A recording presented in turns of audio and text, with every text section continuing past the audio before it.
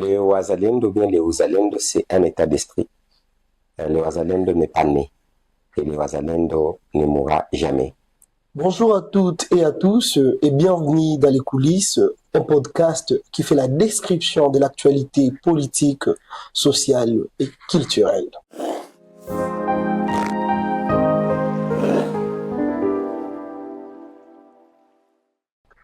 Nous sommes très heureux de vous recevoir aujourd'hui dans ces nouveaux épisodes. Aujourd'hui, nous avons le privilège de recevoir le professeur Dadi Saleh, qui est aujourd'hui le coordonnateur national des coalitions Wazalendo.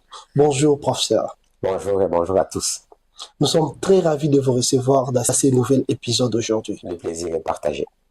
Aujourd'hui, on parle des Wazalendo partout en République démocratique du Congo. On aimerait savoir d'où est née l'idée des Wazalendo.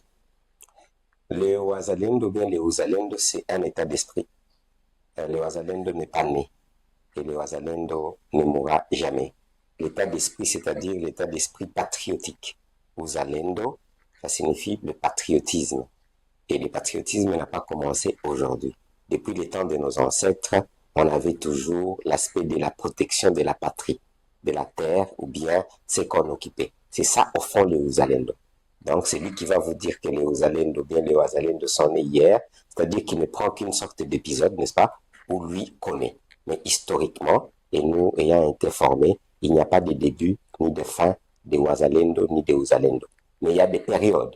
Et quand on parle de période, on peut dire, ok, il y a eu le Kimpavita, il y a eu le Mumba, il y a eu Simon Kimbangu, ce sont des Wazalendo. Dans les cadres où ils ont tout fait pour que la patrie reste unie et ils ont défendu la terre de leurs ancêtres, de nos ancêtres.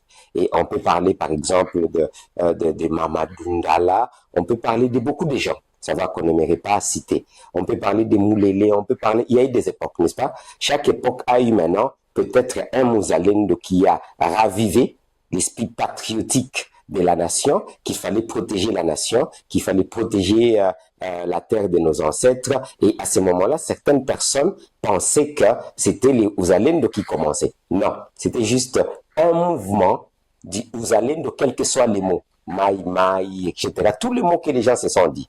L'état d'esprit, ce n'est pas l'état de destruction ni de vol. Non, non, non, non. Porter les armes ne signifie pas qu'on est Wazalendo.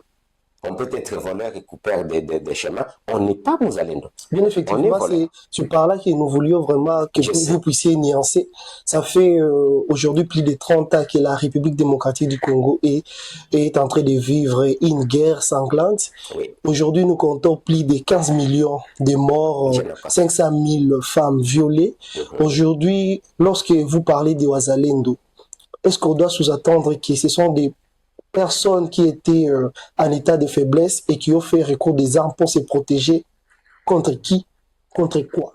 Parce qu'il y a eu des guerres ethniques, nous connaissons, vous et moi, comme les histoires des Maï Maï, les histoires des plusieurs milices que nous connaissons. Nous aimerions savoir, il y a une nuance entre ceux qui ont pris des armes contre d'autres ethnies et ceux qui ont pris des armes pour défendre la nation.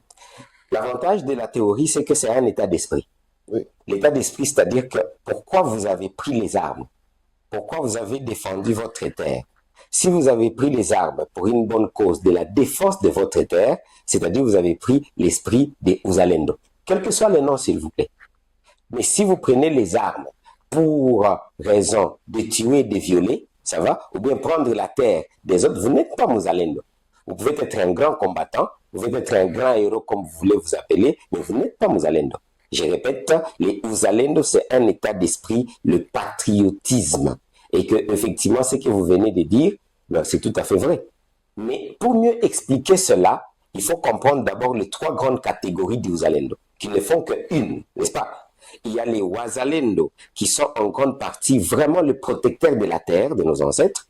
Ce sont le chef coutumier, les terriens, les etc., un peu les sages, les patriarches.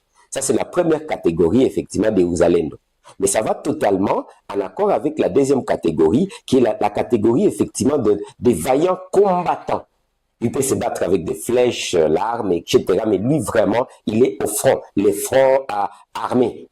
des Pomba comme on les appelle, et même dans des films et partout les gens peuvent voir. Mais il y a aussi la troisième catégorie, c'est la catégorie effectivement un peu qu'on appelle un peu des managers, des spectateurs, ça va?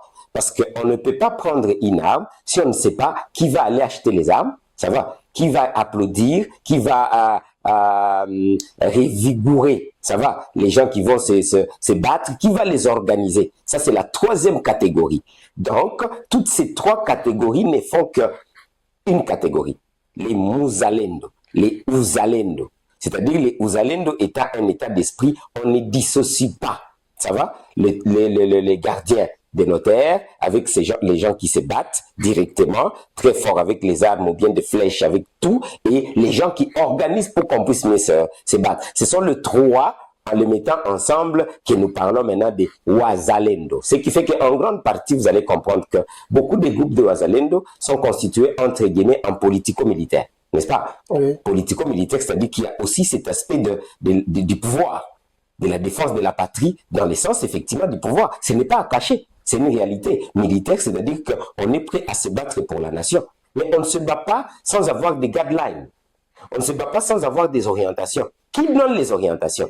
Ce sont les sages, vous comprenez? Ce sont les rois, ce sont le coutumier, c'est les possesseurs du pouvoir. Ils possèdent le pouvoir de la terre, ils possèdent le pouvoir de l'eau, ils possèdent le pouvoir de l'air, ils possèdent le pouvoir et les pouvoirs. Chaque patriarche a des pouvoirs naturels ou pas dans ces cadres-là. Et théoriquement, c'est eux maintenant qui disent, allez, défendez, faites ceci. Ce n'est pas parce que vous êtes fort, vous portez l'arme que c'est vous qui dirigez nécessairement. Ça, c'est la confusion qu'il y a eu pendant effectivement beaucoup d'années. Le vrai Uzalendo est organisé. Et c'est cet esprit, effectivement, que j'ai été formé, ça va, par des vieux sur terrain, dans nos villages. Ce qui fait que je ramène le vrai Uzalendo auprès de tout celui qui veut s'appeler Muzalendo.